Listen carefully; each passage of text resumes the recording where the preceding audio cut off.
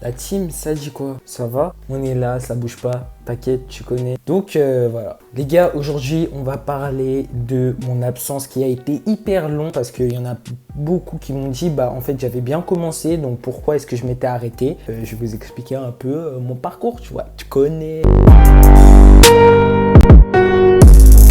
J'ai commencé avec ma première vidéo, j'étais en 4e je crois, et genre j'avais commencé à mettre une vidéo en ligne de mon explication de ma chaîne YouTube. En vérité ça s'est fait très rapidement, puisqu'il faut savoir que c'est une vidéo explication et que moi j'avais pas beaucoup de choses à dire parce que déjà ce que je faisais c'était pas un contenu hyper lourd, tu vois. J'étais parti dans l'optique où je me suis lancé mais moyennement, genre. Je me suis dit si ça marche, ça marche, si ça marche pas, c'est pas grave. Et en fait ça a marché. Parce que les gens sont venus me voir après et m'ont dit « William, franchement, j'ai vraiment aimé tes montages et c'est vraiment bien ce que tu as fait. » J'étais en mode « Ah et tout, quoi ?» Suite à ça, je sais quoi, j'enchaîne avec une deuxième vidéo. Les critiques sur les anciens téléphones, genre je me suis lancé direct dans le sujet. J'ai fait ma petite vidéo sur les anciens téléphones. Et après, j'ai enchaîné avec direct une vidéo où je commence à faire genre comme si j'étais sérieux.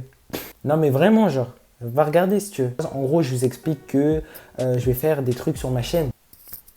Mec, ça, on l'avait vu. Les gens, ils ont vu et ils se sont dit, bah, attends, vas-y, ok, il va peut-être mieux nous expliquer, en fait. J'ai fait une vidéo pour vous expliquer, genre, les prochains contenus que j'allais faire, pour vous dire que je serai là, que je vais faire du gaming, que je vais faire plein de sortes de vidéos, tu vois. Quatrième vidéo, qui est le Momo Challenge. En fait, le Momo Challenge, c'est un thread. Si vous ne l'avez pas vu, genre je l'ai mis, bah elle est toujours sur ma chaîne. C'était un petit thread, mais c'était aussi pour prévenir les gens. Tu vois, là maintenant j'ai grandi et j'ai enfin compris que le Momo Challenge, c'était pas une histoire d'entité, c'était plus une histoire de piratage. Du coup, j'avais pris du temps avant de le remarquer. J'avais besoin de faire passer un message aux gens comme quoi dans tous les cas, ils étaient en danger, tu vois. Ensuite, on enchaîne avec la 5e vidéo, la rentrée, qui est une vidéo où j'explique que c'est la rentrée, comme quoi je vais faire beaucoup de vidéos par rapport à ma première vidéo où je disais j'allais faire des vidéos, au final j'en ai sorti que 4. Et j'explique comme quoi, bah oui, j'allais ravitailler les vidéos. Et ça ne s'est pas fait. Voilà. En fait, j'avais perdu un peu confiance en moi. Je me disais que mon contenu n'était pas assez long, genre je faisais pas des vidéos assez longues. Donc en fait, j'étais pas sûr que les gens allaient rester un bon bout de temps sur ma chaîne ou que les gens abonnés allaient se désabonner direct. On passe à la 6e vidéo. Que vais-je faire sur YouTube? Alors ça, mec, ça fait 3e fois quand même. À ce moment-là, j'étais totalement perdu, mec. Parce qu'en fait, je pense que j'ai découvert que YouTube, c'était plus une histoire d'algorithme, des choses intéressantes et pas que du vent en fait. Et qu'il fallait plus raconter des choses qui allaient intéresser les gens comme des threads, des réactions, des insights de ne pas rire, plein de trucs comme ça. Parce que les podcasts, c'était fini. Quand j'ai sorti mes critiques sur les téléphones, j'avais prévu d'en faire d'autres du type. Mais le problème, c'est que en fait, j'ai remarqué que les podcasts, ça marchait pas trop. Du coup, je me suis dit, qu'est-ce que je peux faire sur ma chaîne qui va intéresser les gens? Aujourd'hui, je sais ce que je vais faire, même si les vidéos prennent de une semaine à une semaine. Je vais essayer d'en sortir plus vite. Là, pour le coup, c'est réel, c'est vraiment réel, genre. C'est pas des paroles en l'air. Le contenu, je m'intéressais à ce que les gens voulaient, mais aussi à ce que moi, je proposais. Parce qu'il faut savoir que même si les gens allaient kiffer,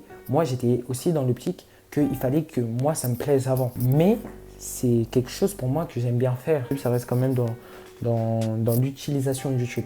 Maintenant, on passe à cette vidéo que j'ai sortie là pour dire que je reviens. À partir de là, dites-vous que ça date d'il y a 2 semaines. Il y a plein de sujets que je maîtrise. Du coup, c'est pas une blague quand je vous dis je suis là. L'absence que j'ai eue en fait entre temps, c'est qu'en fait je ne savais pas quel contenu proposer et je savais pas ce qui allait plaire aux gens. Je savais pas si ce que je faisais, je le faisais dans le vent en fait. Parce qu'il faut savoir qu'il y a les montages derrière. C'est pas facile. Genre, parce que tu as les montages et des fois, tu peux avoir ton logiciel qui bug et genre, c'est compliqué. Tu veux proposer des meilleurs effets, des meilleures vidéos aux gens, de qualité optimale, mais si le logiciel ne fonctionne pas de la manière où tu n'as pas la motivation, il suffit de juste un bémol pour que tout se rate ou que tu ne réussisses pas à faire de bonnes vidéos. Du coup, si vous avez besoin de savoir de plus d'infos, vous avez juste à m'envoyer des messages sur mon Instagram qui est juste ici. Voilà. Vous allez sur mon Insta et vous m'envoyez des messages si vous avez besoin de plus de détails. Du coup, bah moi je vous dis à plus les gars. Et prochaine vidéo qui arrive fort. Et merci pour la force que vous me donnez. Vous me donnez vraiment là ce fort. Abonnez-vous, likez. Bref, tu connais le rituel, tout ça. Sur ce, merci les potes. Bisous. Depuis San Pellegrino, pour les grillades. J'ai risqué le colonel. Le secteur est quadrillé. J'ai fumé jaune à mon baril.